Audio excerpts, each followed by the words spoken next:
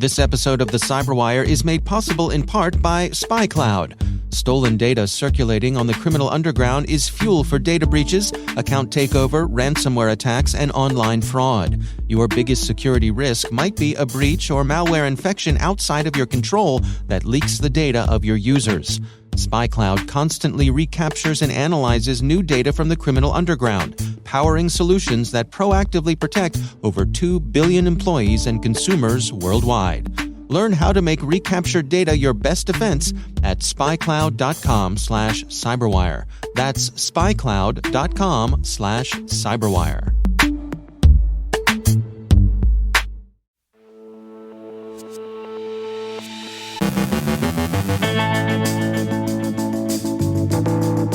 QCT Baseboard Management Controllers are caught with their pants down. A warning on ChromeLoader, Conti updates, ransomware's effect on SpiceJet. CISA's known exploited vulnerabilities catalog expands again. Kyiv honors Google. Josh Ray from Accenture reminds us it's Military Appreciation Month.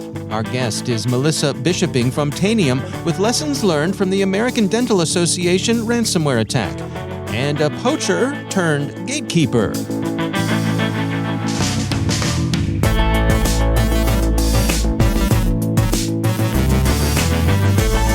From the CyberWire studios at Data Tribe, I'm Dave Bittner with your CyberWire summary for Thursday, May 26, 2022.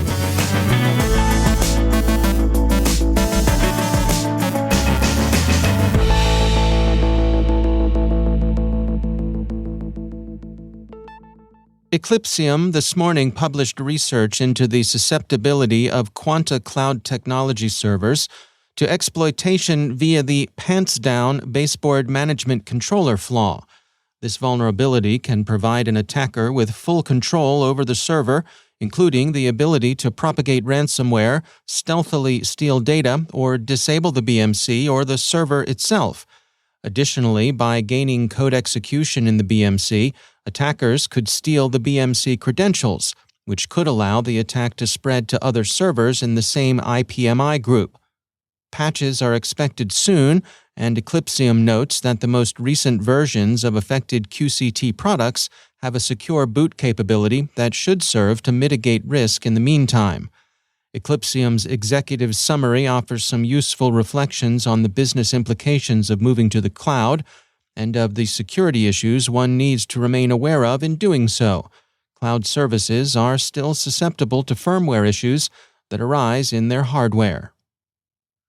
Red Canary researchers describe ChromeLoader, a browser hijacker that modifies browser settings and redirects victims to advertisement websites. The malware is hidden inside what appears as a cracked video game or pirated movie or TV show. The malware uses PowerShell to inject itself into the browser and adds a malicious extension to it, which can be seen in PowerShell. And this is how, Red Canary explains, ChromeLoader was discovered. The PowerShell script allows for other malware to come in undetected and gain a hold on personal browser information. The Conti ransomware gang may have splintered, perhaps acting on the old corporate raider or dissident shareholder premise that a business can unlock value by breaking itself up. OODA Loop suggests as much with its headline, "Is the Conti ransomware gang stronger apart than together?" But Conti data dumps have continued. The record reports that the gang, or a part of it, or a reorganizing successor, has published all of the data it stole during a January attack on the government servers of Lynn County, Oregon. The BBC reports that Indian airline SpiceJet reports that it's been able to restore its affected IT systems and that flights, whose delays had continued into yesterday, were now operating normally. The Lodestar reports, however, that passenger complaints continue and that disruption to operations also affected the airline's freight unit. Disgruntled passengers suggest that corporate communications should play an important role in incident response. CNBC discusses lessons others might learn from the incident and notes that even a partially successful ransomware attempt can have a very bad effect on a business. Feds, take note.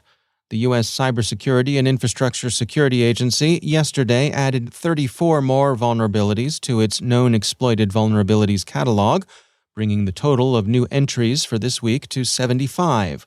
U.S. federal civilian executive agencies are expected to scan for and fix the vulnerabilities and to report completion by June 15th.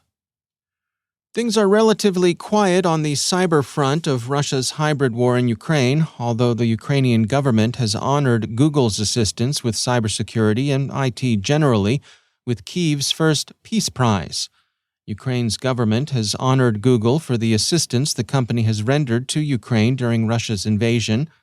The award was presented at Davos by Vice Prime Minister and Minister of Digital Transformation Mikhailo Fedorov when he met with Google's Vice President for Government Affairs and Public Policy, Karan Batai, at the World Economic Forum. Fedorov said, "From February 24th, a new history began not only for Ukraine, but also for the global community. The world is changing. The old system no longer works.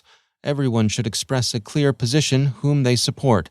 With this award, we are pleased to emphasize that Google is a great friend of Ukraine. Literally, from the first days of the war, you began to help us on the information front, with many business initiatives and, most importantly, humanitarian support for our citizens." He drew particular attention not only to Google and Google-inspired donations to Ukraine, which have amounted to some $45 million, but also to Google's actions against Russian interests. Google's Batai was appreciative and said, "The war in Ukraine and resulting humanitarian crisis is devastating. From the beginning of the war, we've sought to help however we can.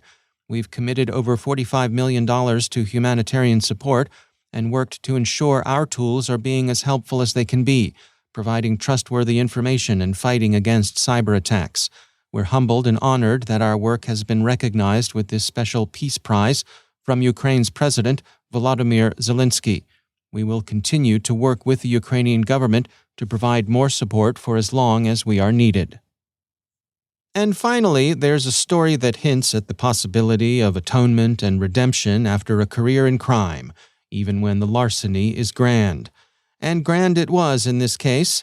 An AFP story published in France 24 tells the story of Go Min Hugh, a Vietnamese national who was convicted in the U.S. of the theft and sale of personal information. Secret Service agent Matt O'Neill, who executed the plan to catch Hugh, told Krebs on Security in 2020, "I don't know of any other cyber criminal who has caused more material financial harm to more Americans than Go." He served a term of 7 years in U.S. prison and has now returned to Ho Chi Minh City, where he works on security research and education. Go says he hopes to educate Vietnamese on the threat of criminals like the criminal he used to be. He earned millions illicitly and, of course, lost it. But Go now lives quietly and modestly. He conducts, he says, non-political research into cybercrime. We hope he'll be able to work honestly without undue co-option by his country's regime. Best of luck to him, and we hope reform works out for him.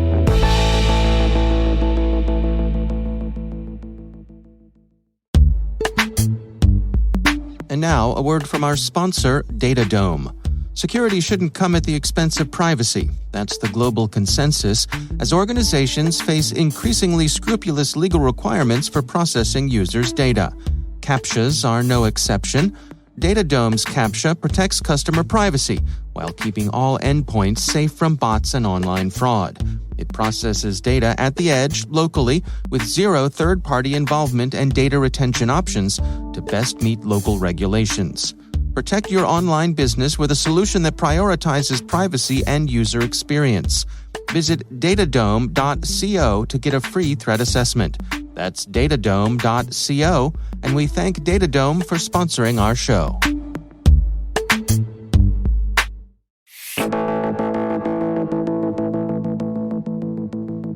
The American Dental Association recently found itself the unfortunate victim of a ransomware attack, one of many organizations that got hit by the Black Basta threat group. The incident shines a light on the strong possibility of there being second-hand victims. For insights on this, I spoke with Melissa Bischoping, Director and Endpoint Research Specialist at Tanium. So, Black Basta really emerged into the field in April of 2022. So relatively a new player by name.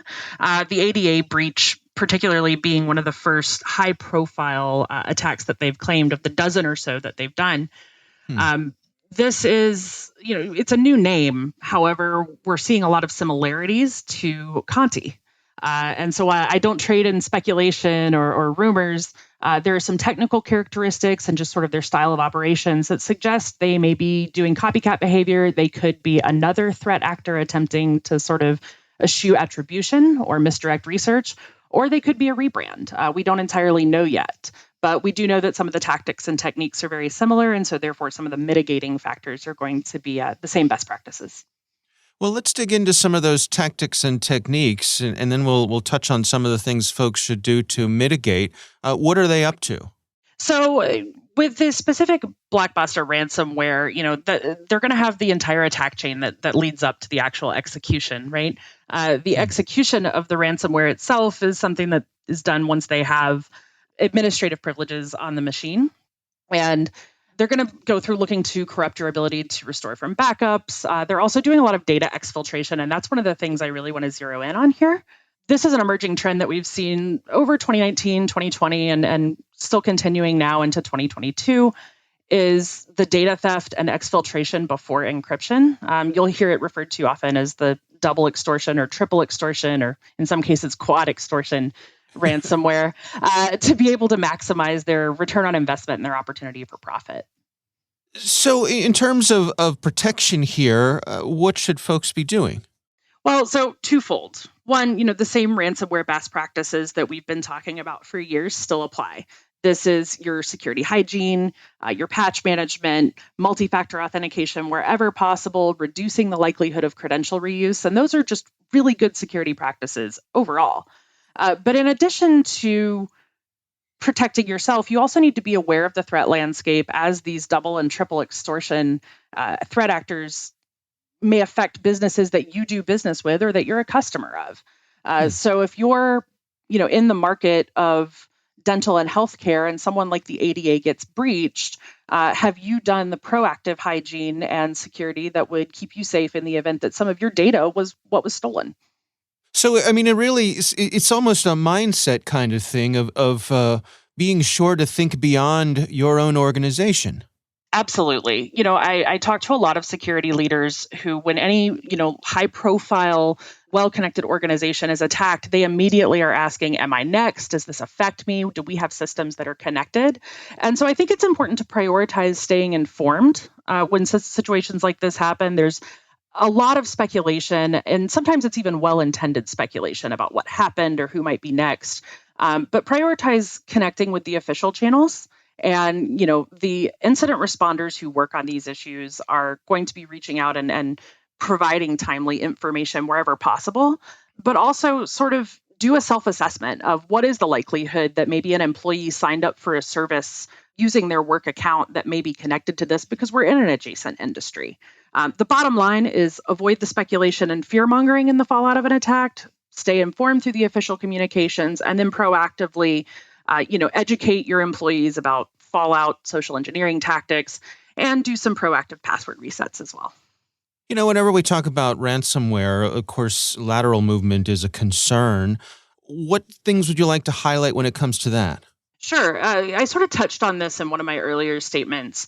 You may have something as simple as shared logins, or you may have credentials that have been reused. And while those systems aren't traditional lateral movement, if your employees are reusing those credentials, that offers now a potential for them to move into your environment because you've given them that access. So avoid creating that connection wherever possible. In addition, some systems may have a direct connection. Again, let's abstract it from the ADA specifically, but if an organization gets breached that you have payment systems connected to or that you share databases with, you need to be aware of where that connection exists and have that well documented and monitored for security. What are the take-homes here? I mean, when you look at the situation here, at how the ADA got hit and this particular ransomware group, what's the message you'd like people to take away from this? Absolutely. So in the wake of these kind of attacks, people say, well, what can we do to prevent this? How can we stop this next time? What do we do? There's never going to be a silver bullet to 100% prevention of things like ransomware attacks. So much like the medical industry and the dental industry, you can do some really great preventative measures that are, we have researched these and we know that they're effective in preventing cavities, just like we know that there's certain things you can do that will prevent your exposure to ransomware attacks. However, you need to be layering that with improving your time to detect and respond and creating efficiency for your teams to be able to contain that blast radius and reduce the damage. So, with every ransomware headline, the same fears emerge. It's important to note, though, that doing credential hygiene, asset visibility, patch management, all of these are highly effective at reducing your blast radius and giving you time to go improve your detection and remediation skills. That's Melissa Bischoping from Tanium.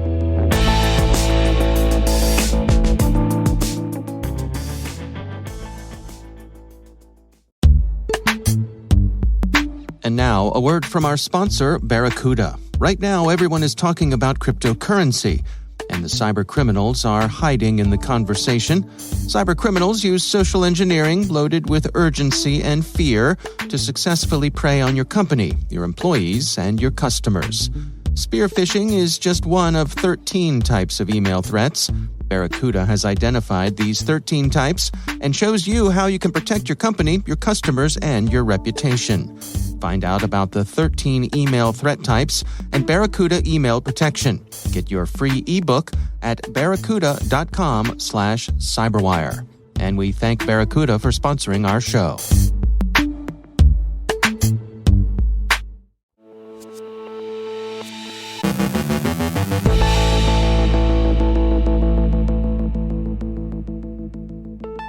And joining me once again is Josh Ray. He is Managing Director and Global Cyber Defense Lead at Accenture Security. Josh, always great to welcome you back to the show. We are winding down Military Appreciation Month here, the month of May. I know this is a topic that's kind of near and dear to your heart, of making sure that we're reaching out and including folks, former military folks, providing those opportunities for them in the cybersecurity world. Yeah, David, it is a topic that is near and dear to my heart. And, every year, approximately 200,000 men and women leave U.S. military service and return to life as civilians. And many of these veterans have years of professional training and real world experience in, IT and cybersecurity. And, they are leaving service, with these valuable cybersecurity skills that are very much in demand.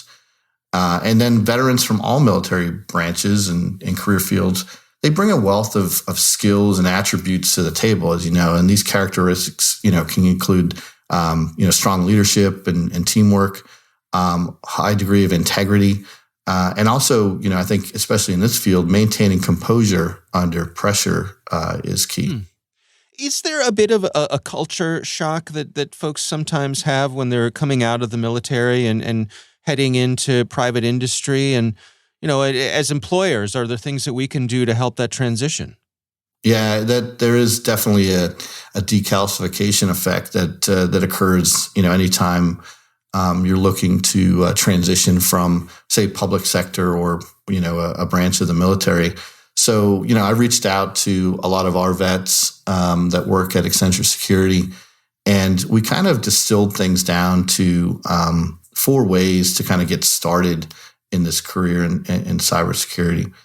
And first is really around finding your new mission and niche. So familiarizing yourself with the many positions within the cybersecurity field, right? So don't just limit yourself maybe to what you have direct experience in, and that might be a good foot in the door. But you can visit places like the National Institute for Cybersecurity Careers and Studies to learn more about different career paths. We also recommend, even though certification is not always just a single thing that you need to get a job, it helps make yourself a little bit more recognized to employers and helps kind of get past that first stage of review of, say, a resume. It makes you a little bit more marketable, and it also will help, expanding your skill set by maybe rounding yourself out. So getting that certification is useful. Mm-hmm. The next 2 really around just, kind of finding a mentor and building your brand. So, finding a mentor that can help guide your your search. Don't be afraid to use your network, your existing network. I mean, the military network is extremely powerful, and friends and associates to really help you meet people and that are already working in the cybersecurity field. And then lastly, it's really around building your brand, right? You need to be able to speak to recruiters who maybe don't have military experience and explain your qualifications and your experience in a way that is relevant and kind of very specific to not only the jobs that you might be interested in, but people that don't have that jargon or understanding of that military lingo. I'd say the last thing is about really just finding the right company, right? With the right values that's important to you personally and has a mission. And I think, being a vet and still wanting to be of service to kind of a new set of stakeholders is incredibly important to many of us. And there is a way to do that within the commercial sector. But it's really about finding the right company that aligns to, your own kind of personal ambitions and something that's going to further your career in that light. All right. Well, good advice as always. Josh Ray, thanks for joining us.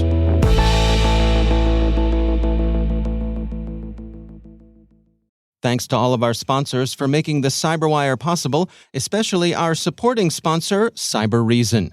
Ransomware shouldn't feel inevitable. You should feel invincible. CyberReason is undefeated against ransomware with the only predictive ransomware protection available. It's the ultimate defense against ransomware. Visit cyberreason.com to learn more. Thank you also to our friends at RSA Conference, where the world talks security. Through global events and year-round content, RSAC connects you to cybersecurity leaders and cutting-edge ideas for a safer, more secure future. Learn more at rsaconference.com/cyberwire22.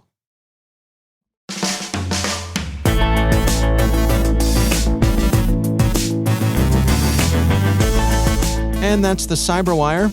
For links to all of today's stories, check out our daily briefing at thecyberwire.com. The CyberWire podcast is proudly produced in Maryland out of the startup studios of Data Tribe, where they're co-building the next generation of cybersecurity teams and technologies. Our amazing CyberWire team is Rachel Gelfand, Liz Irvin, Elliot Peltzman, Trey Hester, Brandon Karpf, Eliana White, Puru Prakash, Justin Sabi, Tim Nodar, Joe Kerrigan, Carol Terrio, Ben Yellen, Nick Valecki, Gina Johnson, Bennett Moe, Chris Russell, John Petrick, Jennifer Iben, Rick Howard, Peter Kilpie, and I'm Dave Bittner. Thanks for listening. We'll see you back here tomorrow.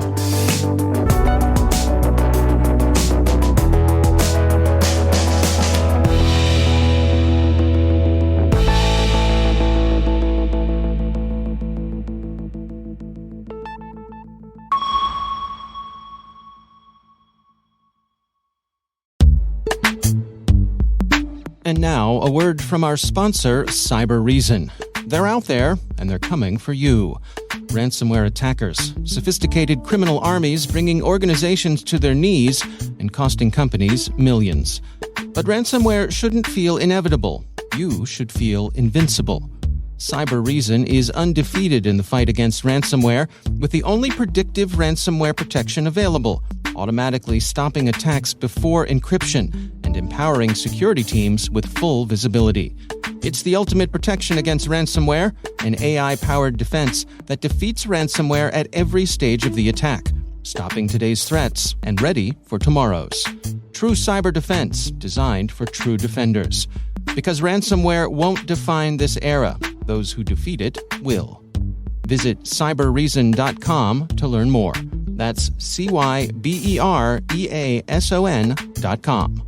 And we thank CyberReason for sponsoring our show.